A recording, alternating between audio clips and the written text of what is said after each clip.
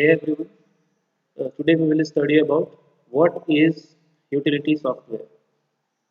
What is utility software? So this is another type of system software that we had discussed in the parts of system software. So let us see what is utility software. So basically utility software एक ऐसा software होता है which helps to analyze, configure, optimize और maintain a computer. Means हमारे computer system को configure करना। Configure का मतलब अकॉर्डिंग टू अस, ठीक है, हम लोग अपने नीड के अकॉर्डिंग, अपने सेटिस्फैक्शन के अकॉर्डिंग कस्टमाइज कर सकते हैं हमारे कंप्यूटर को, राइट। तो that is called configuration. Next we have optimize. अब ऑप्टिमाइज का मतलब ये होता है दैट सपोज करो आपका कंप्यूटर कभी लैग कर रहा है, ठीक है, लैग कर रहा है मतलब हैंग कर रहा है, स्लो हो गया है, राइट, कहीं कहीं पे वो रुक जा रहा है, some softwares are not working properly। तो ये सब क्या होता है कि कभी कभी सिस्टम लैग करता है because of some temporary files, ठीक है। हमारे हार्ड डिस्क में फाइल का मैनेजमेंट क्या हो जाता है, डिसअरेंज हो जाता है, ठीक है, अरेंजमेंट खराब हो जाता है फाइल्स का। तो हम लोग क्या करते हैं, उसको ऑप्टिमाइज करते हैं। ऑप्टिमाइज का ऑप्शन आपको डिस्क डिफ्रैगमेंटेशन में मिलेगा, जैसे यहाँ आप देख रहे हो ना, एक सॉफ्टवेयर है डिफ्रैगमेंटेशन ऑफ द डिस्क। तो ये एक यूटिलिटी सॉफ्टवेयर है जिससे आप ऑप्टिमाइज कर सकते हो अपने कंप्यूटर से, अपने हार्ड डिस्क को, ठीक है।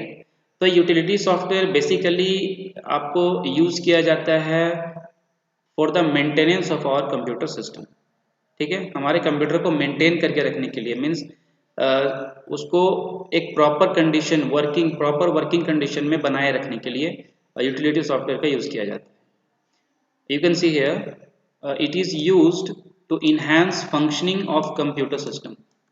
मीन्स हमारे कंप्यूटर सिस्टम का जो फंक्शनिंग है, वर्किंग कैपेबिलिटी है, ठीक है, तो इसको क्या करता है, इनहांस करता है। इनहांस करने का मतलब है एक प्रॉपर कंडीशन में बना के रखे रहता है, ठीक है। मीन्स जिसमें आपको कंप्यूटर ठीक से काम करे, लैग ना करे, हैंग ना हो, right. Every software can work perfectly, ठीक है। तो किसी तरह का आपको प्रॉब्लम ना हो अपने सिस्टम पे, तो इसी को बोलते हैं use to enhance the functioning of computer system. तो utility software basically computer system को एक प्रॉपर गुड कंडीशन में बनाए रखने के लिए यूज किया जाता है, ठीक है।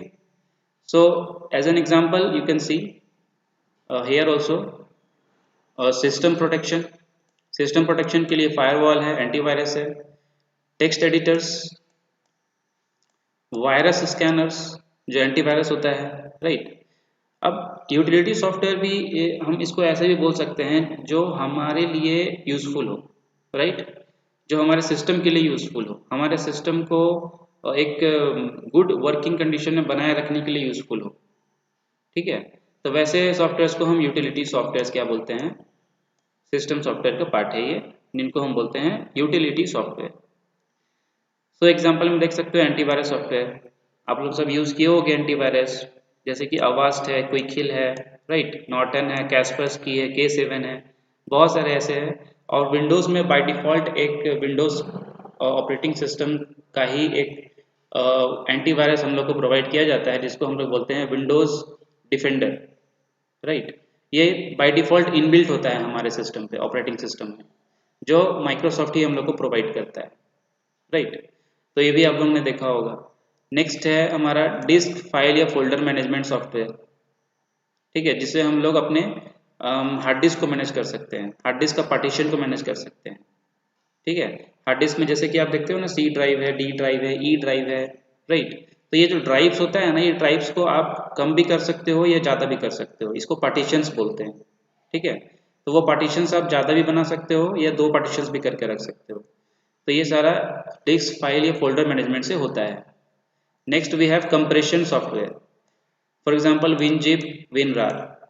तो ये आप लोग देखे होंगे, बहुत लोगों ने यूज़ भी किया होगा दैट जैसे कि सपोज कीजिए बहुत एक बड़ा फाइल होता है, ठीक है, या फिर एक फोल्डर है जिसमें बहुत सारा फाइल्स है, और सपोज करो वो फोल्डर का साइज हो गया मोर देन 10 GB, ठीक है, 10 GB 15 GB का वो फोल्डर हो गया, क्योंकि उसमें उतना सारा फाइल्स क्या है, स्टोर्ड है। तो अब उसको आपको किसी को भेजना है, राइट, तो आप उतना बड़ा फाइल एक बार पे तो नहीं भेज सकते हो, ठीक है। तो आप WinZip या WinRAR को यूज़ करके कंप्रेस कर सकते हो उसको। ठीक है, तो कंप्रेस करने का मतलब क्या होता है कि वो एक कंप्रेस होने के से क्या हो जाता है, वो एक लो मेमोरी साइज का फाइल बन जाता है। ठीक है, जिसको कंप्रेस्ड फाइल बोलते हैं, राइट। तो फिर उसको आप कहीं भी स्टोर कर सकते हो, उसको हम सेंड कर सकते हो। ठीक है, और फिर वो जब भी उसको ज़रूरत है आपको, तो आप उसको क्या कर सकते हो, एक्सट्रैक्ट कर सकते हो, मीन सारे फाइल्स को वापस वहाँ से निकाल सकते हो डबल क्लिक करके। ठीक है, तो इसको हम लोग बोलते हैं compression software. Next we have backup utility. अब बैकअप मीन्स सपोज कीजिए आपका कुछ यहाँ पे हार्ड डिस्क यूज़ कर रहे हैं आप। ठीक है, हार्ड डिस्क आपके सिस्टम पे है। अब हार्ड डिस्क में आपका बहुत सारा फाइल्स होगा, ऑब्वियसली फाइल्स होगा, राइट। बहुत सारे फाइल्स होंगे, डॉक्यूमेंट्स होंगे, इंपॉर्टेंट डॉक्यूमेंट्स होंगे। ठीक है, तो ये सारे डॉक्यूमेंट्स सपोज करो कभी कभी हमारा सिस्टम करप्ट हो जाता है, ऑपरेटिंग सिस्टम हमारा फेल्योर हो जाता है काम करने में।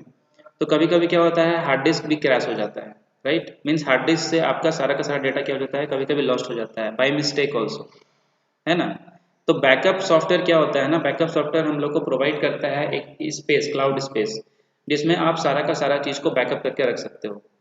ठीक है, सारा अपने डॉक्यूमेंट्स को, डेटा को बैकअप में डाल के रख सकते हो कि सपोज बाय चांस अगर कभी भी आपका हार्ड डिस्क क्रैश करता है या उसमें से डेटा लॉस्ट हो जाता है, तो आप वहाँ से अपने डेटा को रिकवर कर सकते हो। ठीक है, so that is called backup software. Next we have encryption and decryption tool. अब इंक्रिप्शन और डिक्रिप्शन टूल के बारे में आपको एक सिंपल एग्जांपल कैसे बताते हैं। जैसे एटीएम मशीन होता है, ठीक है, एटीएम आप लोग सब लोग यूज़ किए हो। एटीएम में जाते हो, एटीएम कार्ड डालते हो, वहाँ अपना एटीएम पिन डालते हो, आप मनी विड्रॉ करते हो या मनी डिपॉजिट करते हो, राइट। तो वहाँ पे आप जैसे ही एटीएम पिन डालते हो, वो एटीएम पिन क्या हो जाता है, आपका कुछ सिफर टेक्स्ट में कन्वर्ट हो जाता है, जिसको हम शिफर बोलते हैं, CIPHER, सिफर टेक्स्ट।